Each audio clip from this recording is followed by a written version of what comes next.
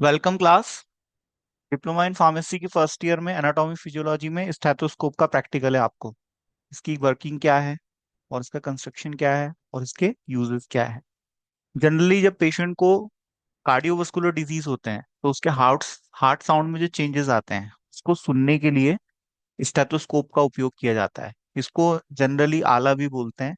और आपने doctor nurses के पास ये देखा होगा जब आप हॉस्पिटल गए होंगे, क्लिनिक्स गए होंगे, तो ये काफी कॉमनली यूज्ड मेडिकल डिवाइस है। ठीक है। इसमें एक हॉलो ट्यूब होती है जो कि लचीली फ्लेक्सिबल होती है और यहाँ पर इसको चेस्ट पीस कहते हैं। और ये वाले इसमें ईयर पीसेस होते हैं।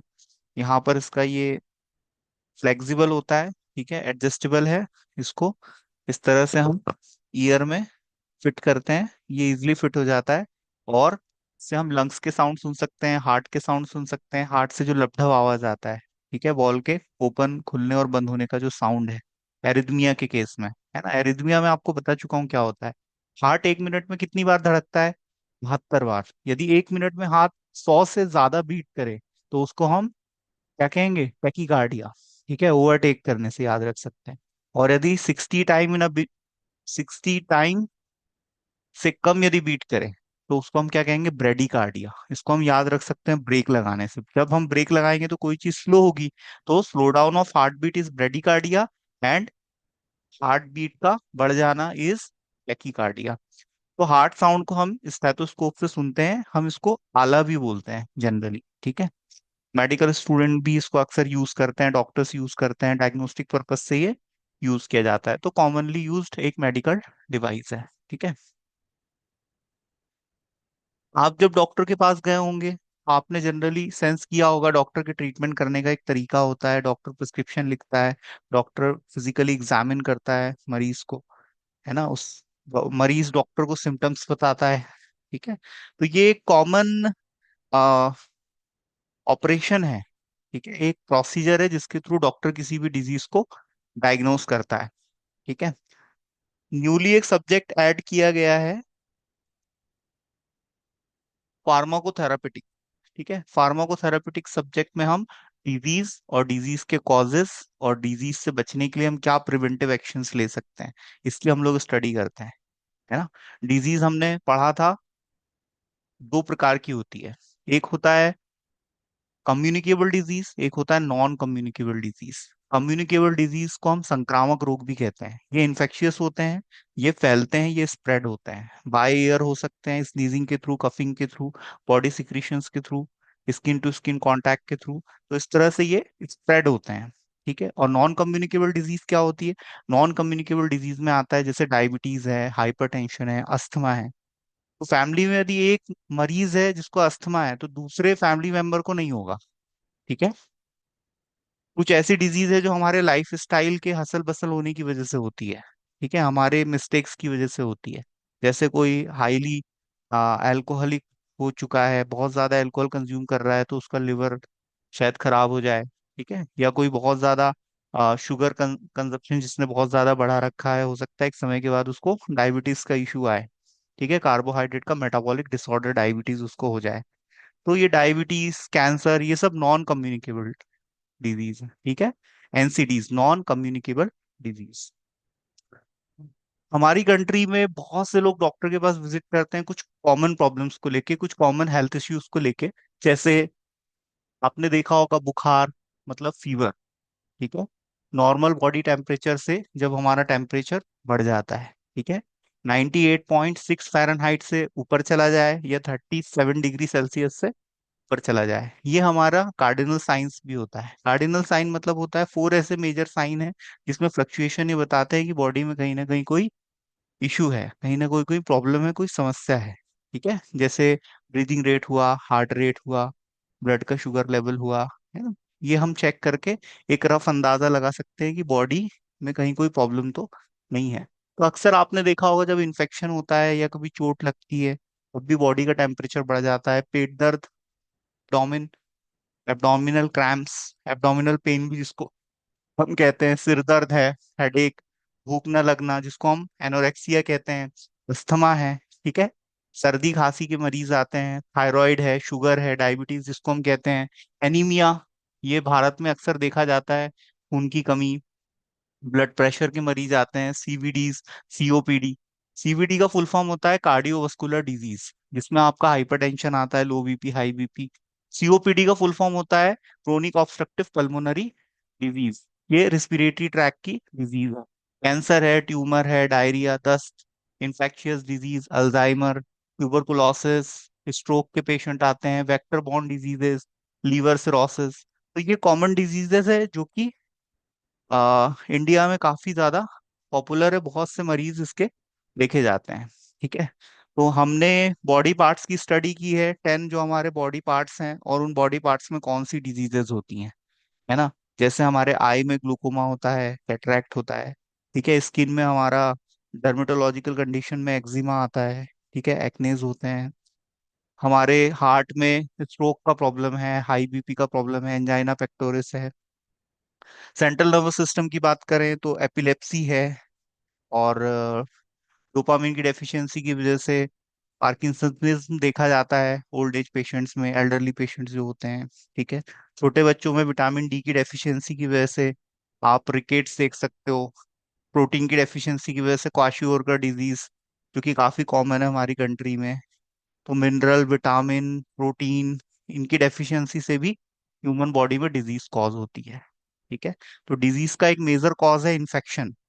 इन्फेक्शन वायरल हो सकता है, बैक्टीरियल हो सकता है, फंगस से इन्फेक्शन हो सकता है, जो माइक्रो ऑर्गेनिज्म है जो हमें नेकेड आई से नजर नहीं आते, लेकिन ये by air, by water, by contaminated food हमारी बॉडी में इंटर कर जाते हैं, और हमें फीवर और हमारी बॉडी में सिम्टम्स आने लगते हैं। हमारी बॉडी एलर्जिक रिस्पॉन्स शो करती है। तो ये कुछ कॉमन हेल्थ इश्यूज है जो देखे जाते हैं।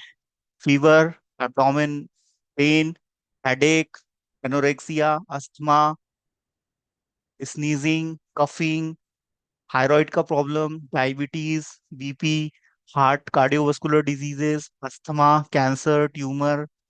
कैंसर ट्यूमरस भी हो सकता है, ये मैं आपको कैंसर जब पढ़ाऊंगा तब डिटेल में बताऊंगा। Infectious disease, Alzheimer. अल्जाइमर एक सेंट्रल नर्वस सिस्टम का मेडिकल इशू है, जिसमें मरीज भूल जाता है, उसको चीजें याद नहीं रहती, है ना। डिमेंशिया। और ट्यूबरकुलोसिस एक इन्फेक्शियस डिजीज है जिससे हमारे लंग्स प्रभावित होते हैं। स्ट्रोक और वेक्टर बॉर्न डिजीज और लिवर सिरोसिस। तो ये सारी कॉमन डिजीजेस हैं, ये आपके सिलेबस में भी है। इन डिजीजेस को आपको पढ़ना है, समझना है। इनके कॉजेस क्या है, इनकी इटियोलॉजी क्या है, और प्रिवेंटिव एक्शन क्या लिए जाते हैं, और कौन से मेडिकेशन हम इन डिजीज के ट्रीटमेंट में यूज करते हैं, उन मेडिकेशन का डोज क्या है, और ऑन एन एवरेज किसी डिजीज को ट्रीट होने में कितना समय लगता है। ठीक है। तो ये बेसिक इंफॉर्मेशन हमें होनी चाहिए। ठीक है। किसी भी डिजीज की इपिडेमियोलॉजी, उसकी इटियोलॉजी, वो किस तरह की है, उसके कॉजेस क्या है, वो डिजीज क्यों होती है ना। यदि कॉज है तो इफेक्ट है, यदि हमने कॉज को इरेज कर दिया तो इफेक्ट नहीं आएंगे। किसी भी बीमारी के इलाज के लिए हमको उस बीमारी के कारण को समझना पड़ेगा कि वो बीमारी किसी को क्यों हुई है। किसी को यदि बीमारी केवल इसलिए हुई है कि वो बहुत ज्यादा दारू पी रहा है, उसका लिवर खराब है, वो दारू छोड़ देगा, उसका लिवर रिकवर कर जाएगा। ठीक है। किसी को इसीलिए बीमारी हुई है कि उसके आसपास काफी गंदगी है, और जब भी बारिश का मौसम आता है, मच्छर के लार्वा पनपते हैं और वो मच्छर काटते हैं। एडीज है, एनाफिलीज है, डेंगू होता है, मलेरिया होता है, वेक्टर बॉर्न डिजीज। तो हम यदि लार्वा को ना पनपने दें, हम यदि मच्छरों के काटने से बच पाए, तो हम उस डिजीज से भी बच जाएंगे। तो हमें प्रिवेंटिव एक्शन लेना बहुत जरूरी है ना। सैनिटेशन रखना है, हाइजीनिकली हमें आसपास साफ सफाई रखनी है, हैंड्स को सैनिटाइज करना है।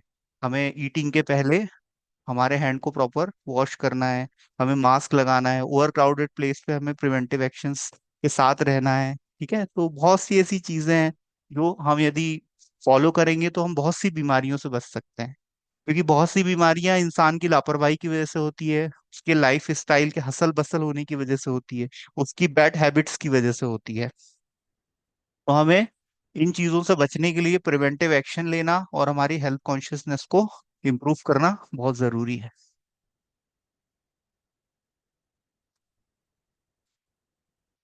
वेक्टर बोर्न डिजीज क्या होती है? वेक्टर्स क्या होते हैं? वेक्टर को हम कहते हैं वाहक, है ना। जैसे कुछ ऐसे पैरासाइट्स होते हैं, पैरासाइट वो होते हैं जो किसी एनिमल पे सर्वाइवल के लिए डिपेंड करते हैं। ठीक है। और जब वो एनिमल हमारे कांटेक्ट में आएगा तो हम उसके कांटेक्ट में आने की वजह से वो पैरासाइट उसकी बॉडी से हमारी बॉडी में आ सकता है। जैसे आपके पिग्स हुए, बर्ड्स हुए, बर्ड फ्लू है ना, स्वाइन फ्लू है। तो कुछ बर्ड से और कुछ एनिमल से, जैसे डॉग से रेबीज, है ना, जिनको हम जूनोटिक डिजीज कहते हैं। तो एनिमल इनके वेक्टर्स होते हैं, है ना। और जब ये एनिमल की बाइटनिंग हो जाए, है ना, या हम एनिमल के कांटेक्ट में आए, तो उससे हम भी इन्फेक्टेड हो जाते हैं। इन्फेक्टेड होने का मतलब है हमारी बॉडी में वो कॉजिंग एजेंट, वो माइक्रो ऑर्गेनिज्म हमारी बॉडी में इंटर कर जाता है। तो हमारी बॉडी में एयर के थ्रू कर सकता है, ठीक है, और हमारे स्किन टू स्किन कांटेक्ट के थ्रू कर सकता है, बॉडी सिक्रीशंस के थ्रू कर सकता है। तो ये डिफरेंट मोड ऑफ ट्रांसमिशन होते हैं। ड्रॉपलेट इन्फेक्शन के थ्रू कर सकता है, ओरल फीको के थ्रू कर सकता है, वाटर बॉर्न डिजीजेस हैं, है ना, कंटामिनेटेड वाटर से हमारे बॉडी में आ सकता है। तो वेक्टर बॉर्न डिजीज में मलेरिया, डेंगू, चिकनगुनिया और जापानीज इंसेफेलाइटिस आता है। मलेरिया फीमेल मॉस्किटो एनाफिलिस के बाइटिंग से स्प्रेड होता है, डेंगू एडीज से होता है, चिकनगुनिया, ये सब वेक्टर बॉर्न डिजीज हैं। वर्ल्ड वाइड देखा जाए तो 17%, 17% जो बीमारियां हैं जिससे लगभग हर साल 7 लाख लोग मर जाते हैं, वो वेक्टर बोर्न डिजीज है। तो ये एक डेथ का लीडिंग कॉज है वर्ल्ड वाइड। ठीक है। तो इससे बचने के लिए हम क्या है, जो वेक्टर्स हैं, वेक्टर से एक डिस्टेंस को मेंटेन रखें, है ना, और मच्छरों के लार्वा को पनपने नहीं दें। जहां पर भी पानी थमेगा, पानी सड़ेगा, गंदा पानी यदि थमा हुआ है घर के आसपास, नालियों में या टायरों में, तो वहां पर मच्छर के लार्वा पनपते हैं, और वो लार्वा फिर मच्छर बनते हैं, और जब वो काटते हैं तो ये बीमारी फैलती है। बारिश के मौसम में ज्यादा देखी जाती है जो इन्फेक्शियस डिजीज है। जैसे ही पानी गिरता है, मॉइस्चर, मॉइस्चर की वजह से जितने भी माइक्रो ऑर्गेनिज्म हैं, फंगस है, वो सब एक्टिवेट हो जाते हैं। तो बारिश के टाइम पे इन्फेक्शन होने की पॉसिबिलिटी बहुत ज्यादा रहती है। तो उस टाइम पे हमें हाइजीन का ध्यान रखना बहुत जरूरी है।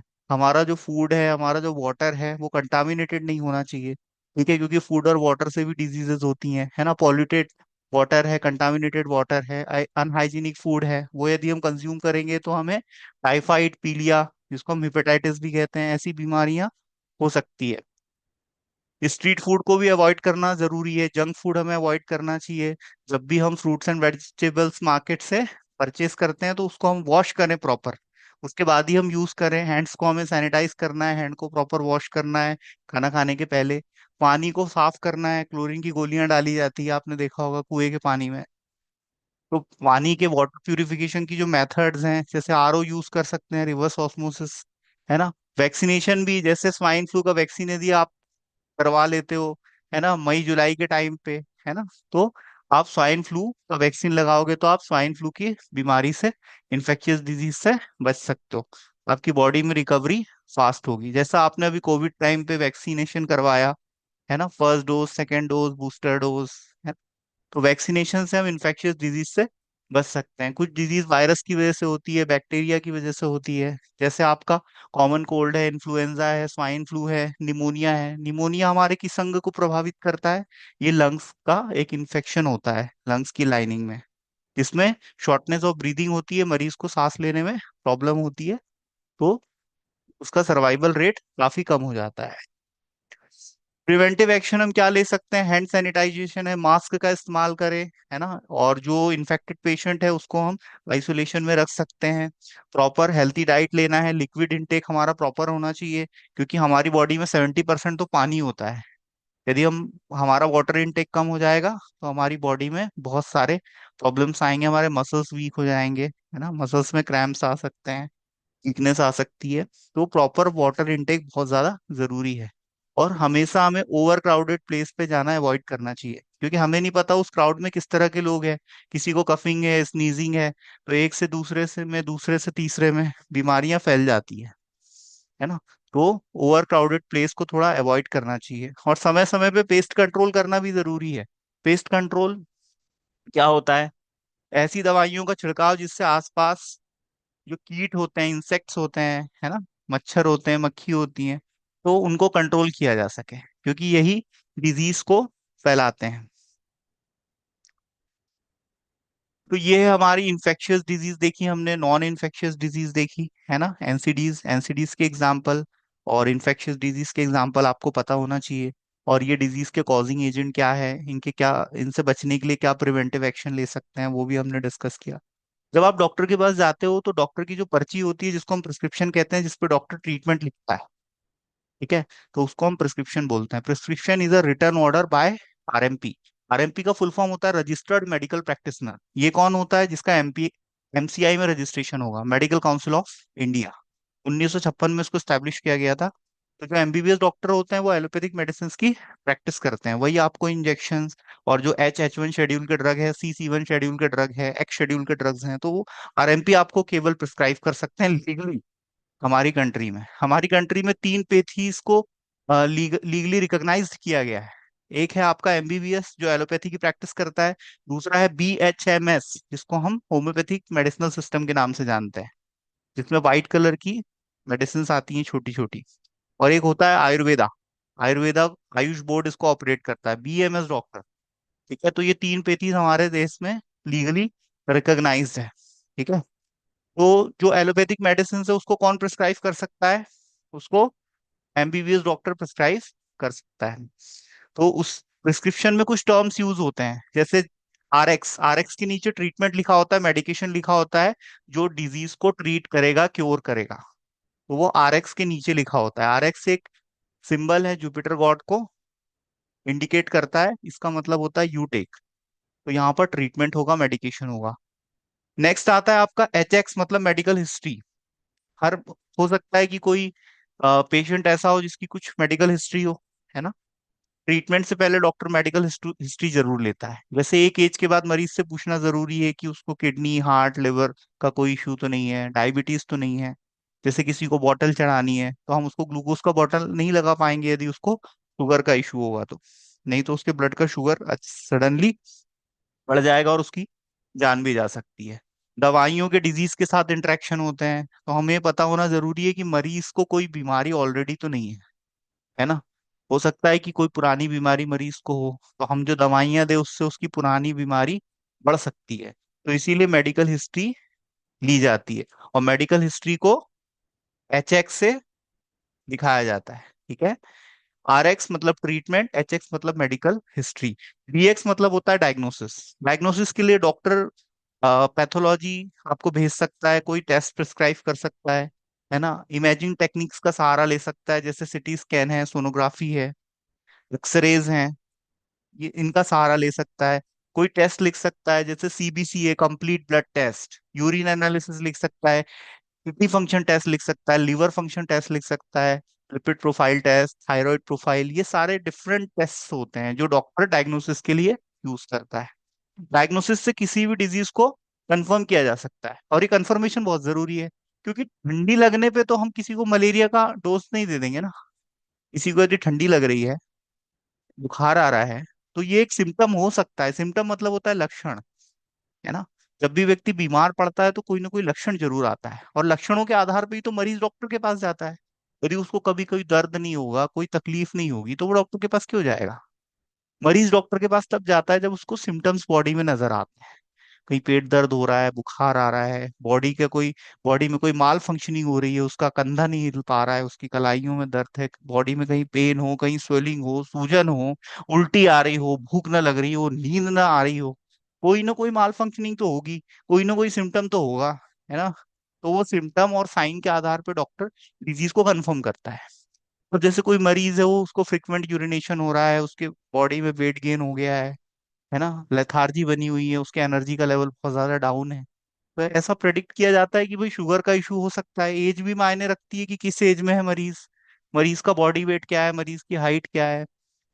तो ये सारे पैरामीटर्स को ध्यान में रख के किसी भी डिजीज का डायग्नोसिस किया जाता है, मतलब उसकी जांच की जाती है और उसके कारण को पता लगाया जाता है। जैसे सीबीसी टेस्ट से हमें पता चल जाएगा भाई मरीज को कहीं एनीमिया का प्रॉब्लम तो नहीं है, हीमोग्लोबिन का लेवल कैसा है। ठीक है, तो ऐसे पैरामीटर्स को एनालाइज किया जाता है। लिपिड प्रोफाइल टेस्ट से भाई पता चला मरीज का कोलेस्ट्रॉल बढ़ा हुआ है, कोलेस्ट्रॉल ट्राइग्लिसराइड्स उसके बढ़े हुए हैं, जिस वजह से कोरोनरी आर्टरी के ब्लॉकेज होने की पॉसिबिलिटी हो सकती है एक एज में, है ना। तो उसको उस हिसाब से फिर डॉक्टर ड्रग्स प्रिस्क्राइब करेगा, मेडिकेशन उसको प्रिस्क्राइब करेगा। तो डीएक्स का मीन्स होता है डायग्नोसिस। डायग्नोसिस मतलब बीमारी की जांच करना, और जांच के लिए टेस्ट प्रिस्क्राइब किए जाते हैं। कुछ ऐसी दवाई होती है जो मरीज को जरूरत पड़ने पर ही खानी पड़ती है। वैसे भाई दर्द हो तो आप दवाई खाओगे, दर्द नहीं हो रहा तो दवाई नहीं खाओगे। तो उस केस में एसओएस लिखा होता है या पीएनआर लिखा होता है, मतलब दवाई की जरूरत है तो आप खाओ। इसमें किस कैटेगरीज की दवाई आती है, जैसे भाई आपका एंटीबायोटिक ड्रग्स आ सकती है, बुखार है आपको तो आप दवाई खाओ। पेन किलर्स आ सकते हैं, एनएसैड्स। यदि आपको पेन हो रहा है तो आपको इंजेक्शन लगाया जाएगा, आपको मेडिकेशंस लेना होगा, टेबलेट कैप्सूल। यदि आपको सपोज वोमिटिंग की फीलिंग आ रही है तो उसमें आपको एंटीमेटिक ड्रग्स कंज्यूम करना है, इस तरह के ड्रग्स। एसी, एसी मतलब होता है एंटीसिबोज, है ना। एंटी से ये एक लैटिन टर्म है, लैटिन टर्म प्रिस्क्रिप्शन पे उनके शॉर्ट फॉर्म्स यूज किए जाते हैं। ठीक है। बिफोर मील मतलब खाना खाने के पहले, खाना खाने के पहले और खाना खाने के बाद। आफ्टर मील मतलब खाना खाने के बाद, जिसको हम ईसी कहते हैं। पोस्ट और एंटीसिबोस और पोस्ट सिबोस। आगे बढ़ते हैं, आपने देखा होगा मेडिकेशंस के पास लिखा होता है ओडी, वंस अ डे। यदि आपको कोई ड्रग दिन में एक बार खानी है, वंस अ डे, खाना खाने के पहले लेनी है, खाली पेट लेनी है, खाना खाने के बाद लेनी है ना, ये सब मेंशन किया जाता है। बीआईडी मतलब दिन में 2 बार। क्यूआईडी, टीडीएस, क्यूआईडी मतलब 4 टाइम्स अ डे, टीडीएस मतलब 3 टाइम्स अ डे। क्यूडी मतलब होता है एवरी डे। एचएस मतलब होता है बिफोर स्लीप या बेड टाइम।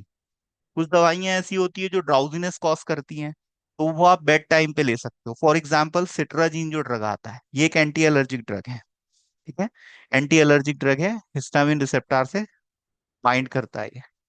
तो इस तरह के जो ड्रग्स होते हैं। एक आपका ओसी होता है, ओसी मतलब कंप्लेंट ऑफ, मतलब मरीज जो जो कंप्लेंट करता है, डॉक्टर के पास जाएगा तो बोलेगा सर मेरा पेट दर्द हो रहा है, मुझे सुबह उल्टी हुई थी, मुझे पॉटी नहीं आ रही है ना, या मुझे नींद नहीं आ रही है, तो जो भी कंप्लेंट करेगा ओसी। एसएक्स मतलब होता है सिम्टम्स। सिम्टम और साइन में मैंने आपको डिफरेंस बताया था। क्या डिफरेंस होता है सिम्टम्स और साइन में?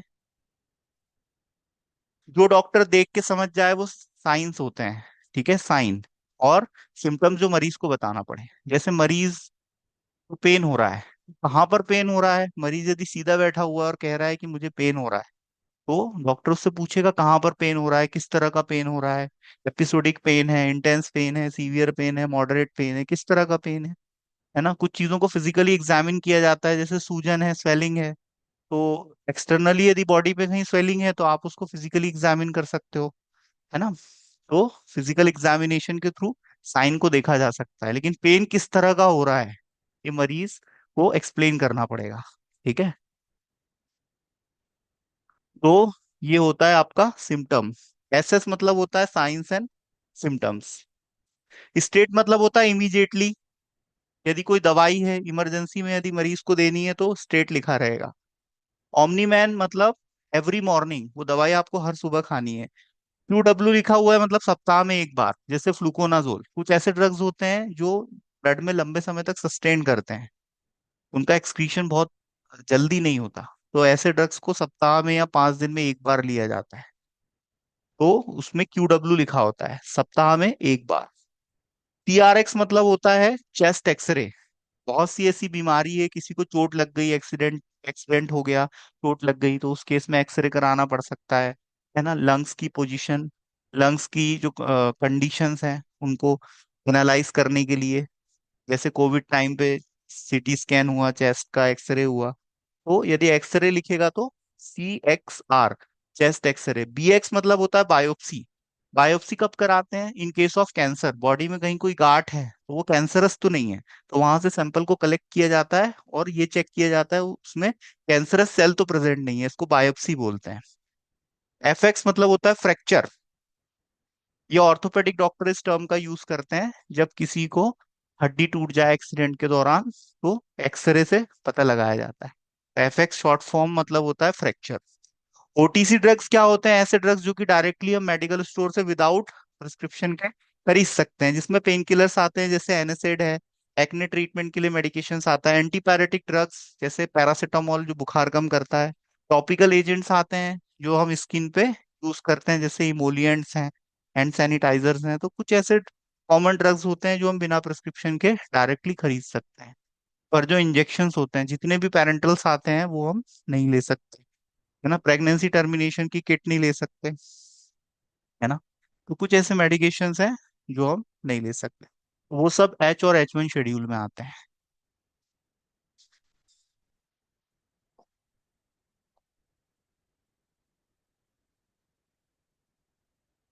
चलिए, आज के लिए इतना काफी है, और नेक्स्ट टाइम हम आगे कंटिन्यू करेंगे।